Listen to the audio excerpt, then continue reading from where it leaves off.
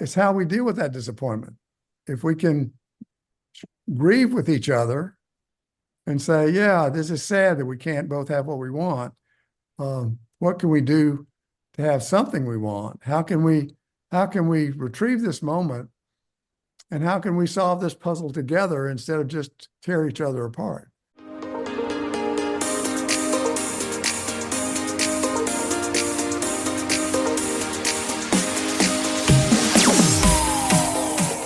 It's Sunday, which means it's time for a mental health break episode. I hope everyone has had a great week and continues to have a great week ahead.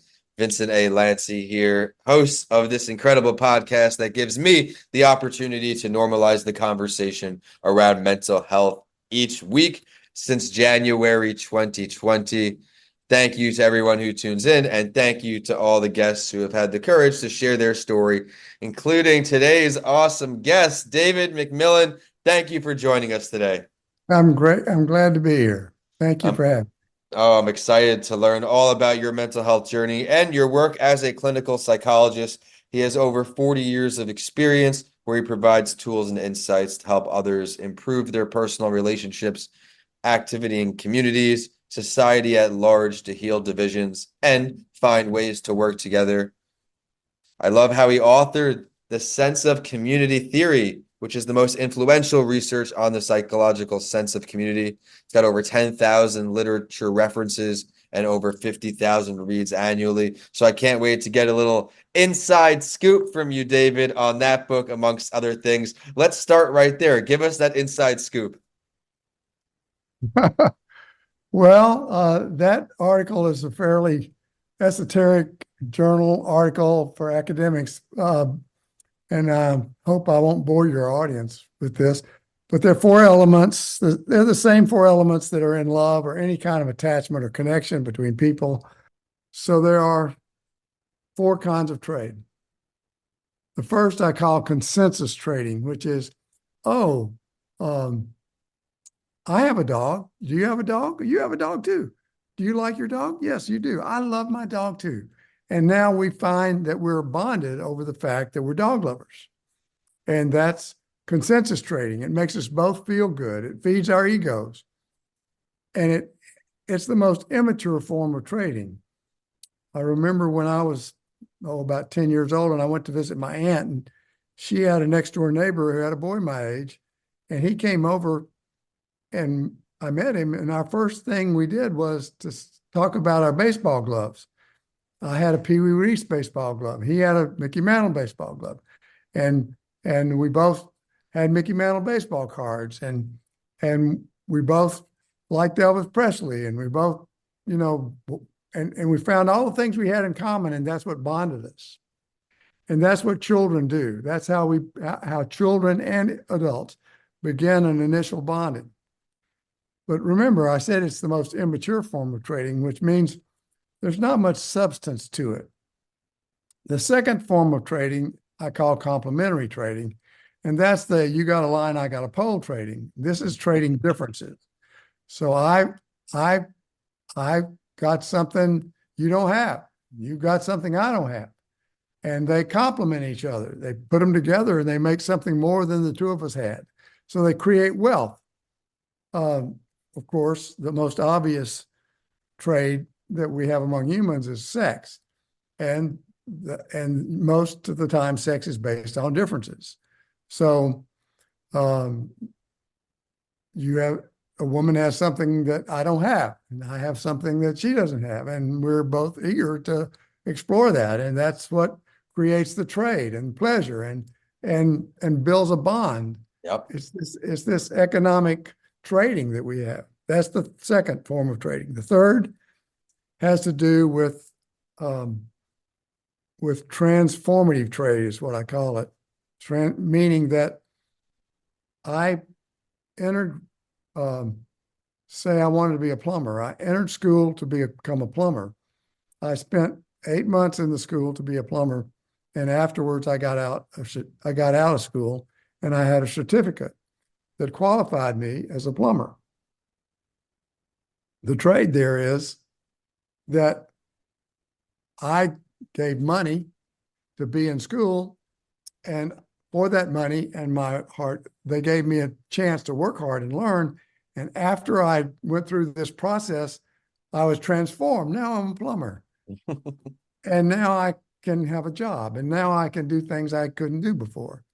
And that's transformative trade. And hopefully we do that with each other. And in a community, that happens all the time. People offer each other opportunities to learn from each other, and they transform each other, and people move in different directions and gain different skills.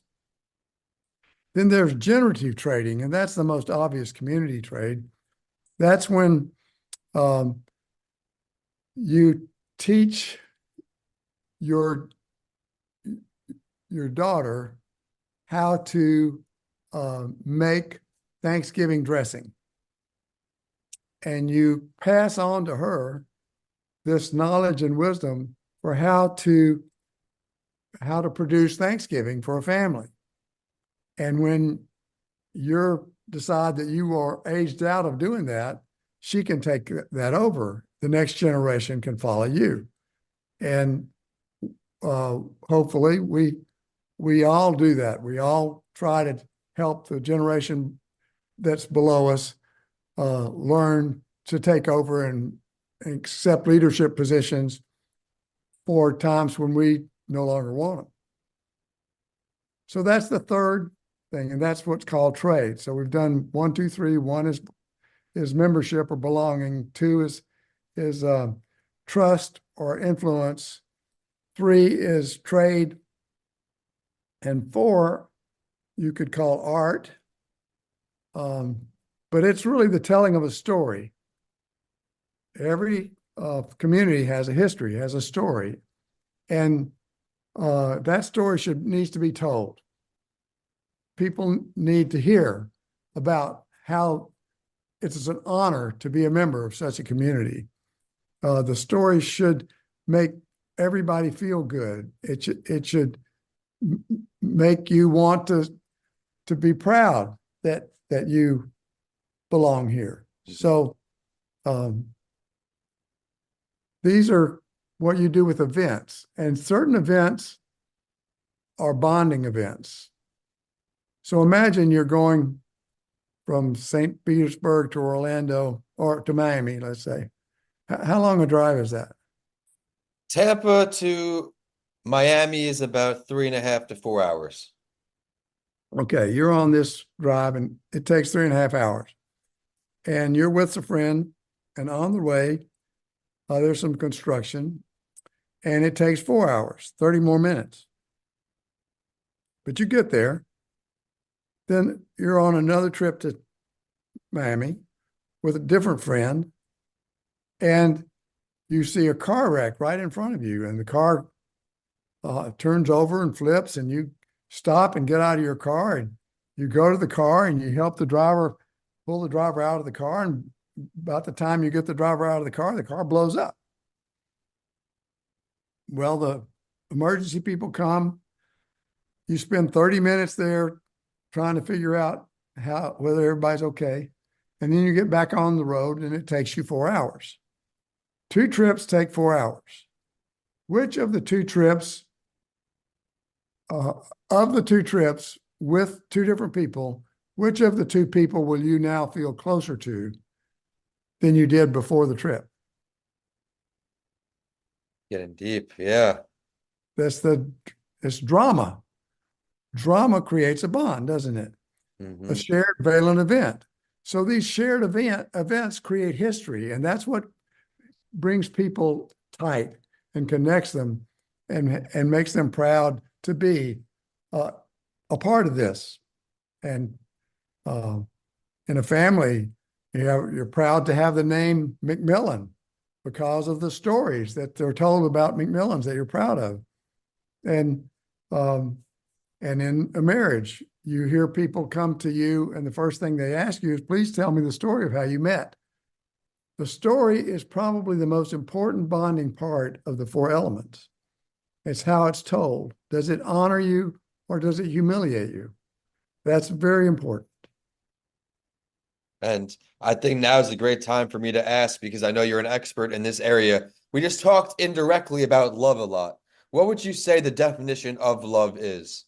Well, I just gave it to you. Love has a belonging, sense of belonging. Love has trust that you build through influence. Love has trade, and love has a story. That's the definition of love. It's the Thank same you. thing. It's all the same thing. It's all connected. Now I see that. But with love, of course, it's not all rainbows in relationships. There are highs, there are lows. What are some ways, or I could say, how can we resolve anger constructively in our relationships? Well, first of all, you have to recognize that usually anger, it comes out of caring. You really care so much, and you want things to be a certain way so much. And the way you want them to be is not a bad way. Usually you want it, and what you want is a good thing. And then something frustrates that, and it can't be. What you want is impossible. And so you decide you'll fight for it. You'll fight for the relationship to be what you think it should be.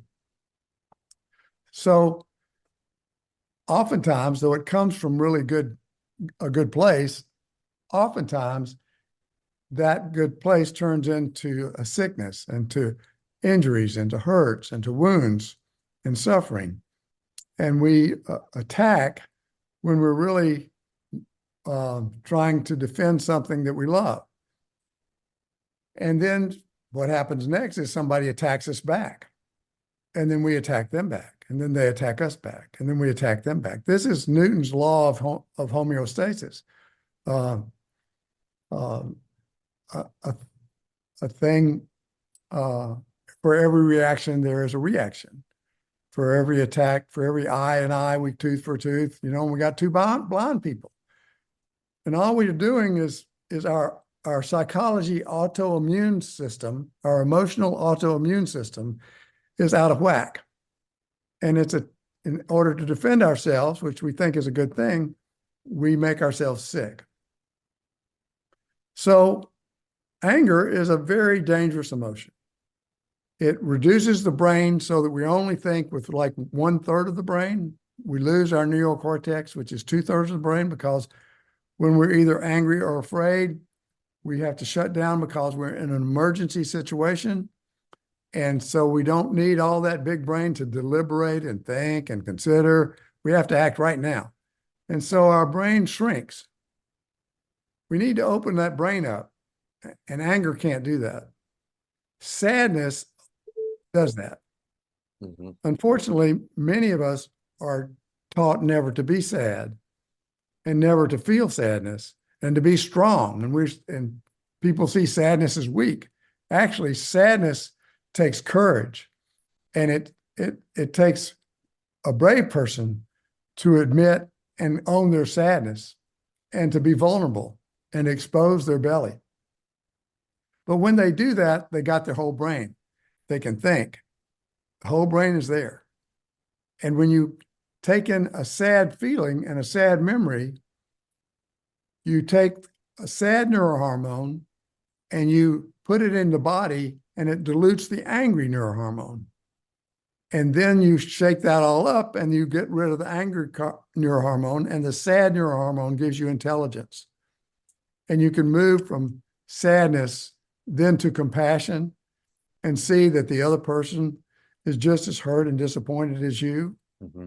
because they had an agenda that they wanted in the relationship too, and they can't have theirs either.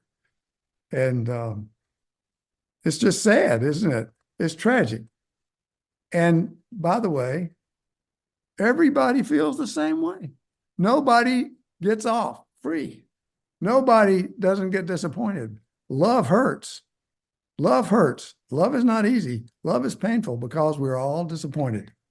So it's how we deal with that disappointment. If we can grieve with each other and say, yeah, this is sad that we can't both have what we want.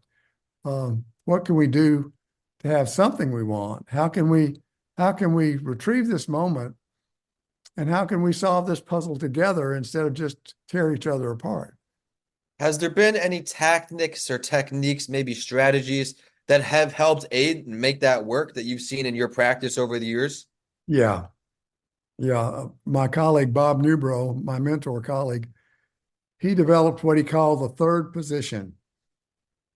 So in every relationship, there is this conflict, apparent conflict. It's not, doesn't have to be a conflict, but it looks like it is, between what I want and what the community wants. Fraternity versus liberty. And so it looks like you're going to have a line between these two, and somewhere on this line, you're going to have to compromise and do something you want, but not as much as you want. And it's not going to be very satisfying, and it's not going to, or it's going to be a complete win-lose situation. One person's going to win, another person's going to lose. Hmm. But if you add a third position, you don't have a line anymore. You have a triangle. Now imagine inside the triangle how many different points there are versus how many different points there are on a line. There are millions more inside the triangle. So if we add a third position, which creates a triangle, let's say we add to liberty the value of freedom, we add, and then the second value, which would be community or fraternity or connection, second value. In the third value, we added justice or fairness, a process that respects everybody. And as we are in a conflict between liberty and fraternity, what I want and what the relationship requires, if we'll stop and go up to that third value and say, what is just, what is fair, and loop that into our argument, we'll find that our argument changes because we have that third value added. And the other person does the same. They loop in justice into their argument, and suddenly they begin to have a different perspective. And now with this different perspective, we're no longer in these locked in concrete positions, not moving, because we've already moved a little bit. And once we've gotten moving a little bit, then it's much easier to find a common ground. But you have to do this inside a certain atmosphere. And the atmosphere is created by these four things. The first is that only God knows the truth. You don't. And we're not going to argue about history. We're going to look at the present and the future because we don't care about the past. If we get stuck in the past, we'll never get out. Well said. So that's number one. So everybody has to agree to that. Then number two is our answer is the wrong answer because it doesn't include your answer. And there are more answers than my answer. And there can be a million answers. And so can we give up our answer and say, we want to be wrong. We'd like to see something we don't see. Then the third is that we really know and agree that we need opposition. We need a worthy opponent who has goodwill and respect for us and we for them to have this conversation, because their point of view will expand our point of view and we'll see things we've never seen before. And we need that. That's why we have two parties. The loyal opposition is against the majority, and the minority party questions the majority party and stops them from making decisions that are knee-jerk decisions and require deliberation. We all need to be stopped. That's my wife's job. My wife's job is to love me enough to stop me and say, hey, David, zip up your pants. We all need somebody to observe us and say, maybe you can do better. Think about it. Think about it. And we need to value. I should not punish my wife for disagreeing with me or helping me see something I didn't see. I should be grateful to her. Many times I am. Hopefully, maybe most of the time, I don't know. But, sometimes I'm not. And that's not a good thing. But if you put these things together and say, we all agree to this, and then you then take your opponent's difference, whatever is their opinion, and usually you need a third person to be there to help with this. And you say that your position about using this money for a vacation will create a quality of life for the family, and that's a good thing. And quality of life is a value that the family needs represented in its negotiations. And your value of being sure that we have enough money to retire and that we have security in our old age, that is a really good value. We really need somebody to uphold that value. So please stake out your positions and don't give them up, because they're honorable positions. And so you uplift everybody, you ennoble everybody. And then you say, let's think of a third position. What could it be? And then you get them to agree on any position that it doesn't, having flowers in the springtime could be the third position. So let's take flowers in the springtime. And how do we put that in the loop of this and come up with a different idea? Well, quality of life involves beauty, doesn't it? And maybe flowers in the springtime will enhance quality of life in such a way that we can enjoy the gardening and the planting of flowers and build a better life and save money at the same time. So now the third position brought us together, even though Win-win-win. this was absurd. Everybody Absurd. wins. Yeah, everybody wins. Everybody wins. No losers. Yes, yes. I love the passion you've been bringing to the show so far. Keep going. Well, I'm finished. What Well, your question was, what can people do to get past impasses, and that they can do. I know that you have many areas of expertise here, and there's one more area I want to pivot over to, as I know that you're one of the experts on this area. We previewed it a bit in the beginning of the call. What does quantum physics have to do with relationships? Oh, well,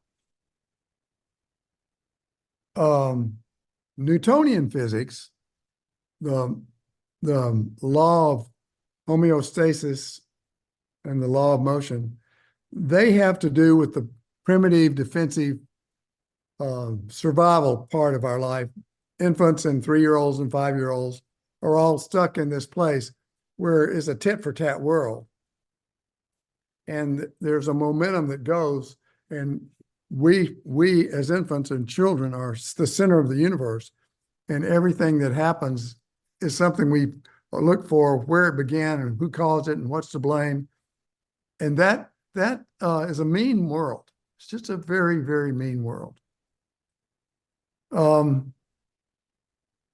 As we get older, we begin to discover the law of relativity, that you can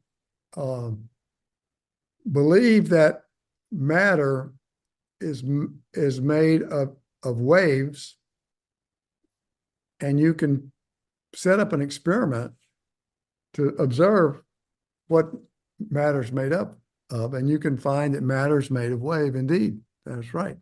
You can also set up an experiment that says matter is made of particles.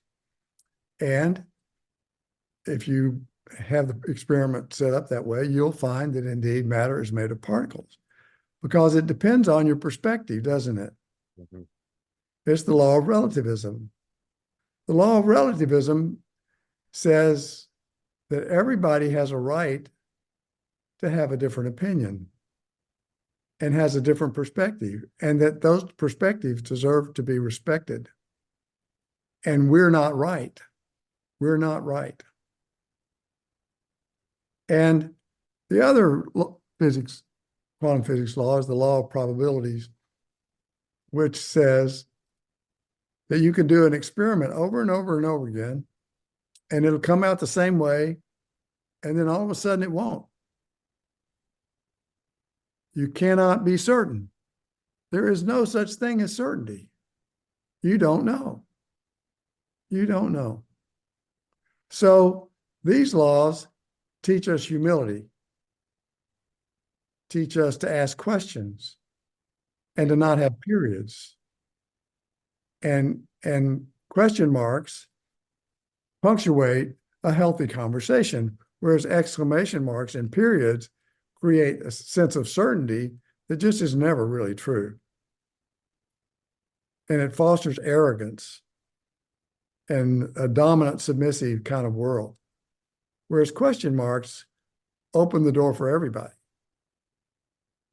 Very well said there, David. I had a great time with you on the show today. You've given me value and nuggets. I've been typing up for the show notes when we go live. How Newton's law of homeostasis is related to mental health. Why sadness takes courage and a brave person to admit their sadness and show that vulnerability. I love that. And you even finished up strong here with sharing with us quantum physics. What is that relation with relationships? I want to thank you one more time. David, where's your website online? Where can we find out more about you? Well, thank you. My website is drdavidmcmillan.com. It has a bunch of things that I've written on there, and I'm hopefully coming out with a new book sometime when I find an agent and publisher. That's exciting. That's exciting. Yeah. It's very exciting. It's about these laws like homeostasis and like quantum physics laws and chemistry laws and laws of biology. All of those laws are universal, what I call alchemical laws, that if we understand them, they are metaphors for how we can connect with each other and love each other.